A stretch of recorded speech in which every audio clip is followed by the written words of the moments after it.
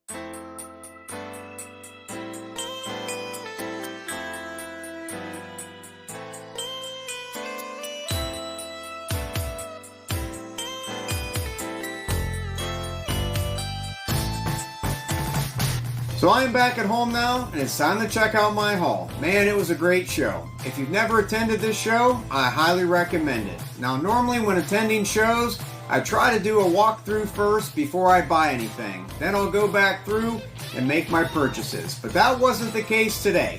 About 10 minutes in, and I was already buying stuff. And the table I was buying from was CR Bricks. Now, they were the second table in my video, the ones with all the 25% off signs. So let's take a look.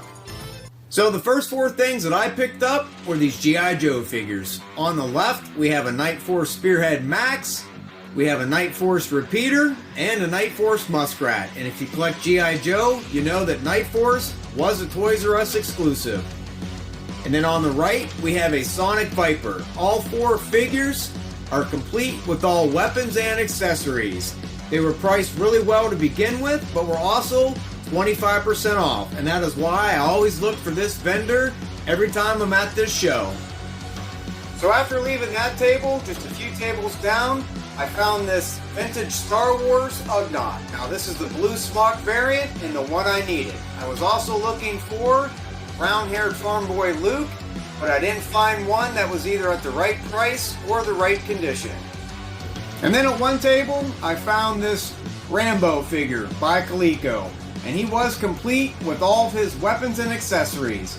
At the last TOYHIO, I picked him up carded, so I was happy to find him loose, and he was only $20. Now there was a bunch of G.I. Joe classifieds that I needed, but I limited it to just two. So I picked up both of these flints. So I have the regular flint and the Tiger Force flint. And I got both of these for $15 each, which is below retail, so I definitely snagged them. Next, I came across a shoebox with loose Star Wars figures, and they were priced at $5 each or 5 for $20. So I dug through and I found the following figures. I grabbed a Chewbacca, a Death Squad Commander, an AT-AT Commander, an AT-AT Driver, and a Rebel Soldier. Now, none of these had any weapons or accessories, but they were still in great condition. So next, I went back to CR Bricks, and I decided to go through all of his Star Wars figures. So I grabbed all of these Star Wars figures. Now all of these were priced anywhere between $10 to $20 before the 25% off. And some had their accessories and some didn't. So starting at the top, we have Hammerhead, Walrus Man, Bosk, Lando, Lobot, the Bespin Security Guard. We have Chief Chirpa, Logray, Reese, Weequay, the Emperor. And on the bottom, we have C-3PO with removable limbs, and then four figures that didn't have accessories were Stormtrooper, TIE Fighter Pilot, and two ATST drivers. And the last things that I picked up were from my friend Jeremiah. Now his table was the first one you saw in my video. He had the G1 Fortress Maximus, which I still need, the Terradrome, and the Boulder Hill by Mask, which I was so close to buying that. Now I currently don't collect Mask, but it's at the top of my list, and it's only a matter of time before I start collecting that toy line. But instead of going with the Boulder Hill, I went with these instead. So I picked up these two G1 Transformers Pretenders. On the left we have Submarauder, and on the right we have Iguanas. Both are complete. Now I realized I hadn't purchased too many Transformers over the last few years because I was always looking for them boxed. But some of these boxes are extremely hard to find or come at a really high price tag.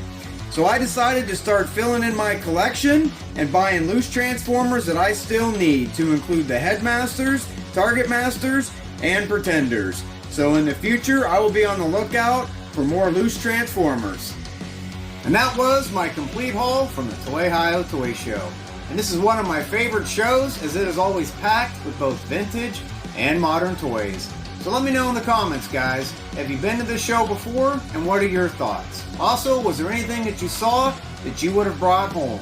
I wanted to bring home the Masters of the Universe Powers of Grayskull Bionatops, which was AFA graded. But by the time I found it, it was out of my budget. So if you enjoyed this episode, help support the channel and click that like button. And if you haven't done so already, please subscribe. Thank you for watching, and I'll see you next time.